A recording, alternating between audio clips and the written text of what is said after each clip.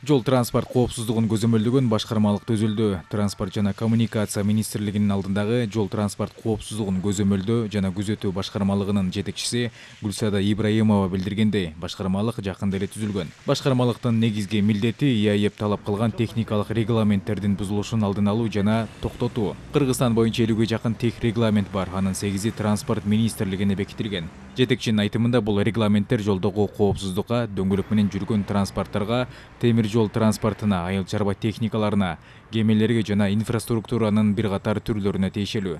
Адистер белгилегендей, техникалык регламент бул продукцияга коюлган талаптар жазылган документ. Ал элдин ден соолугун жана мүлкүн коргоо үчүн керек. Мындан тышкары Ибраимова башкармалык суу транспортуна дагы техникалык көзөмөл жүргүзөөрүн айтты. Реестрде 500-ге жакын суу транспорту бар жана алар жыл сайын текшерүүдөн өткөрүлүп турушу керек.